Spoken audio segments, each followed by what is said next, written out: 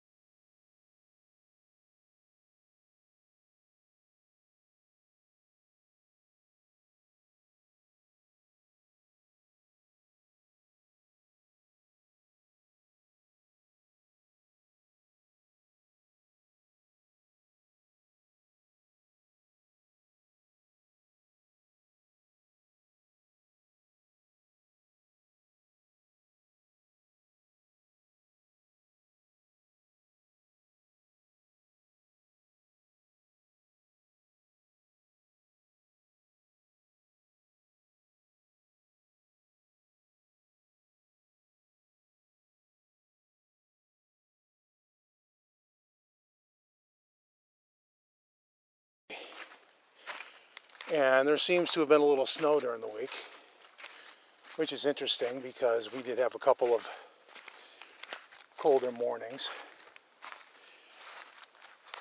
And off in the northwest we have some interesting sounds off in the distance.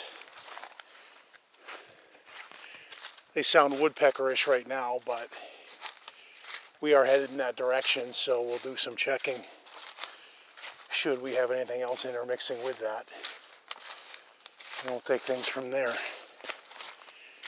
It is a little more swampy today. They've had some rain apparently up here. Not in the last 48, but during the week anyway. So that is our plan. Aside from the whole social distancing aspect of this, hopefully everybody out there is healthy, safe, and all that. Stocked up on TP, which should never be a thing, but it is what it is, I guess. People hoarding TP because they're panicky. And I think the real villain there, honestly, is partly the media, just in all the fear-mongering. I mean, it's good to be aware and be, knowledgeable of what's going on, but there's been more than a few lines, clickbaity-like lines that are out there that kind of paint a picture where the media is milking the drama factor in this. So I guess you can see that. I'm walking through this lovely swampiness, which is, again, thank God for waterproof boots, because otherwise this might change my plans where I would go, or you just decide your feet are already soaked and you say the hell with it, because you're only going to be out here a few hours anyway. But the lower end of this trail tends to collect the water, so you end up with that.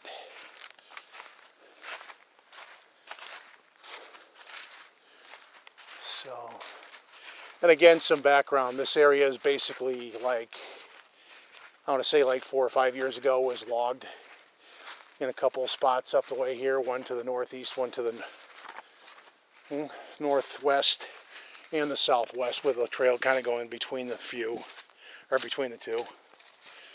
So it's kind of mixed terrain. You got old growth forest, second gen forest, younger forest. But you also have spots that have been cleared out a little bit. And We passed this the other week. This tree broke off, so that's not new. It's about 3 weeks old now. This is amusing, though. If Bigfoot were to bring his newspaper, you have that stump. There you go. That's where he's going to do his business. Sorry, just thought that was funny. Anyway, more swampitude. Yeah.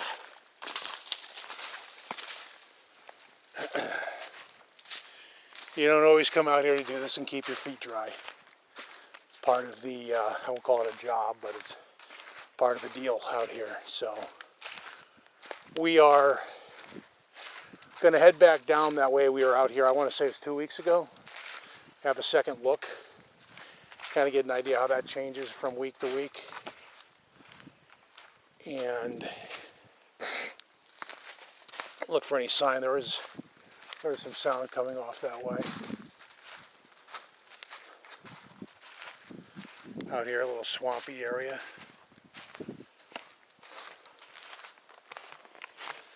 Piney area.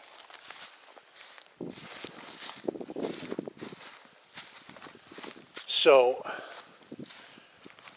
we are no particular tracks because we're walking on kind of stamped down grass. So I think I'm going to call this segment here for the moment.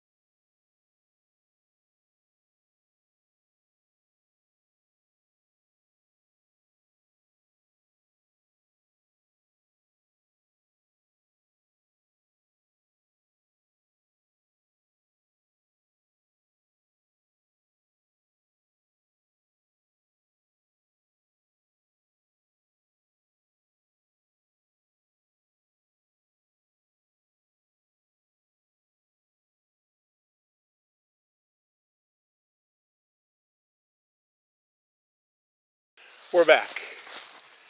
So we just did a drone pop-up to, I guess, for the video intro, and kind of pondering as we did that. The wind kicked up a little bit, but we're like along the ridge line, even though it doesn't look like it right now. But we were pondering any kind of an op-ed right now because things got quiet again, and the subject that comes to mind, aside from the fact that you need to freaking stay 6 feet away from people, and When you're out hiking, if you're on a crowded trail, it applies there too. But the situations in the Bigfoot community, since that is loosely what our channel is themed on, is fur and fur structure, folks. That's an arch. Doesn't mean anything to me, but it's there. But the circumstances popped up on a popular blog by none other than Steve Kulls, and he's outing some guy who claims that he has pictures of a Bigfoot peeking in the window, which for all the life to me is either doctored or looks like a curious bear. But you know what, that's up to you to judge. That's not what I'm going to kind of go off on a tangent for what Steve was getting at. Point that Steve made was he looked into this guy's background. I'm going to actually take two things in a tangenting kind of a direction, and if Steve gets offended, he's a friend of mine, hopefully he'll get over it. But, so, first of all,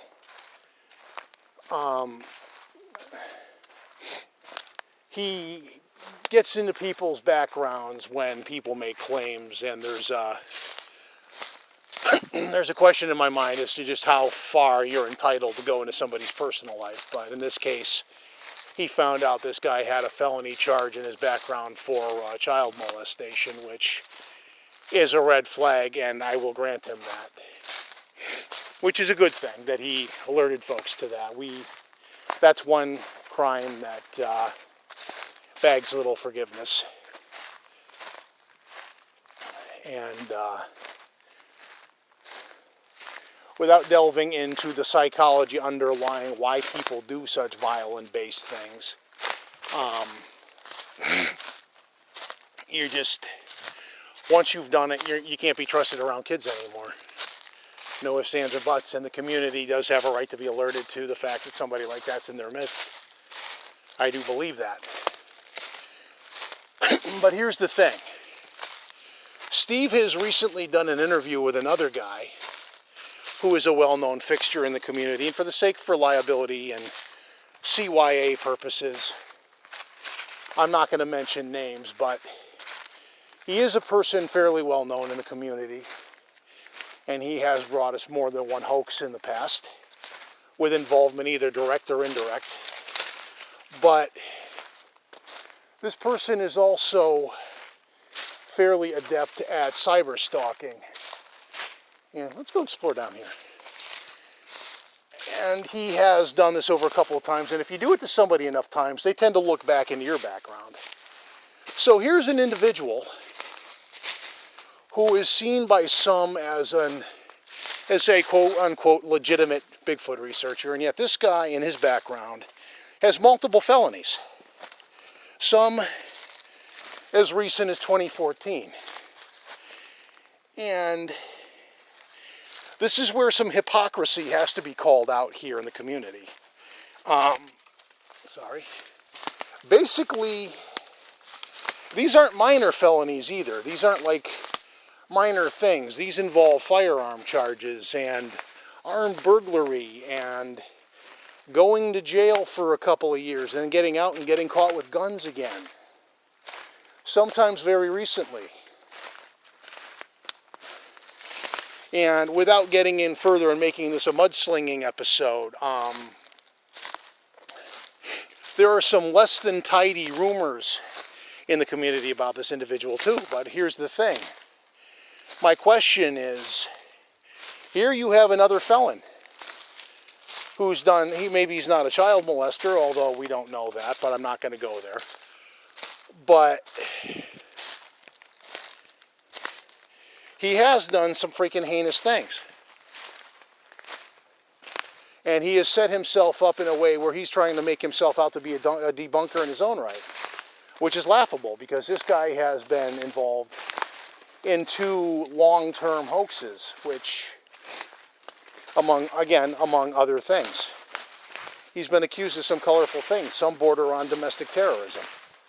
Now, others of his group who have walked away from him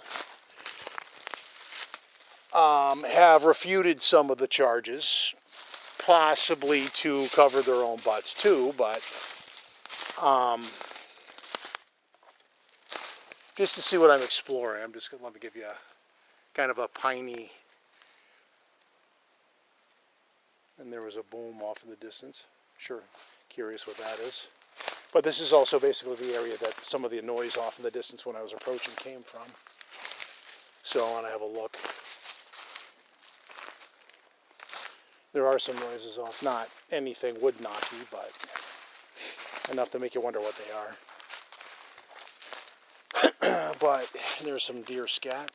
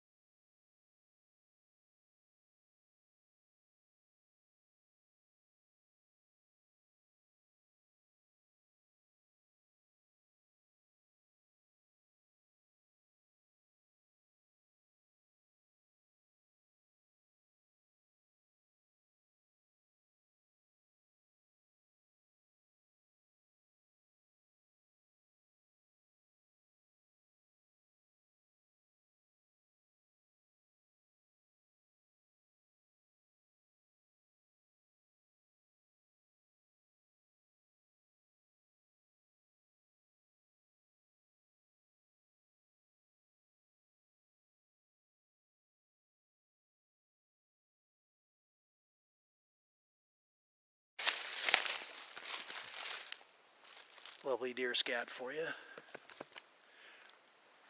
So, you know, if we're delving into people's backgrounds and we're checking out every claim and holding people accountable for hoaxing and these kinds of things, then why just the new guy? Why not the felon? I mean, he's been accused of intimidation of people too, so these are legitimate questions. I just found somebody's tree stand out here in the middle of nowhere. How old is this one? There's another one down the way that's... Let's have a look.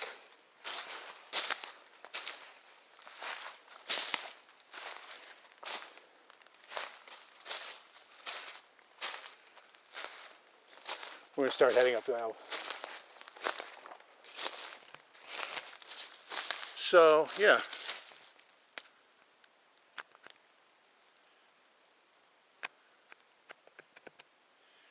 Somebody's tree stand.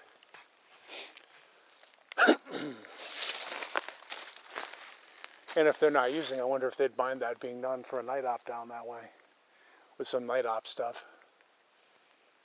The more I think about this, the more I like this for a night op location if the hunters aren't out here doing what they do. I'm going to start moving back up the hill, though, to re-intersect with the trail. And with all this leaf litter, I'm not seeing any. I'm seeing a couple of things of deer scat, but nothing really interesting in structure-wise or anything like that. So, I mean, there's some debris here, don't get me wrong, and there's all these X things, but again, the history of this place, in the winter, you get a lot of wind down through here, so a lot of this stuff, I'm sorry, you might want to say that it's not that it's Bigfoot related, but this wind is culprit one, because we're coming up on a break right here that could have snapped because of wind. We're also coming up on an X structure thingy right here. I think the camera's getting that right there, and probably done by wind, but that's the crappy way to go, because there's all that eye pokey stuff. I'm going to basically follow this wall back up here maybe. Now that's placed there, but there's a bigger one off in the distance there. Much bigger X. You can make what you want of that, but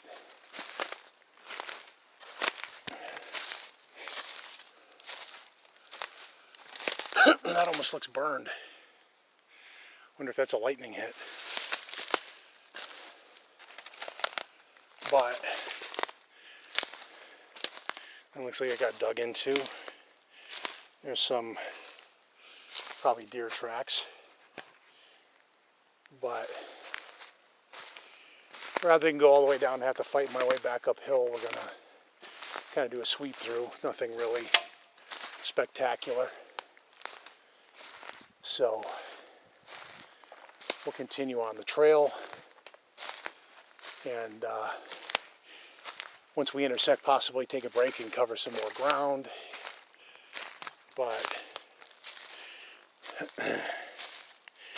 something was digging here.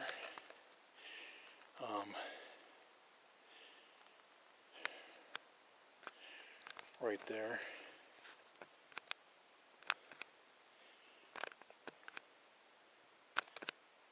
There you go. So every now and then the zoom will actually work to my advantage.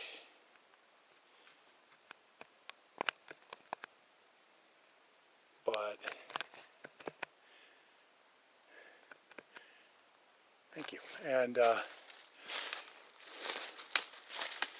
think we're right near the trail again. Nice thing about this area is you got these nice stone walls for markers where you can go in a ways and kind of, at the very least, keep one in sight, and you can kind of work your way back to where you were. You won't get too lost in here. Of course, worst case scenario, you just walk down the hill and there's a logging road down there, and you can re-intersect with the trail. Of course, then you got to go back up the hill, which is not good if you're a smoker, as a friend of mine found out a couple of years ago. The hill is kind of windy, but we're, I think, back on the trail. Yep. Such as the trail is.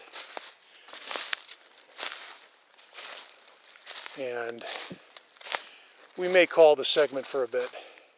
I just kind of want to make that point. It's like, why are we outing this one guy, but we purposely ignore some of the chicanery of others? I mean, if I might be so bold, let's keep talking for a bit.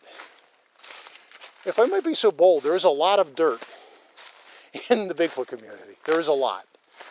And if you've been around for a while, you know a good deal of it. Now, it's not my business to delve into the potentially juicy details of other people's lives, and I'm not going to, but I am going to drive that point home for anyone who wants to get grumpy in the comments. There's a lot of dirt in the Bigfooting world,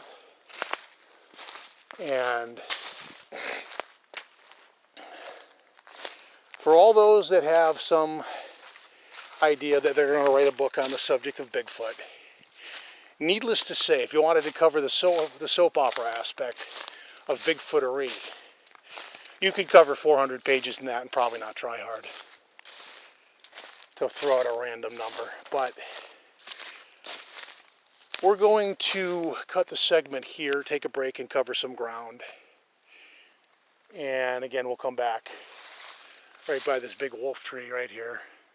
For those who don't know what a wolf tree is, you have these old growth trees that are stuck in here that have all these extending out branch kind of things, and they're bigger than most of the trees around them.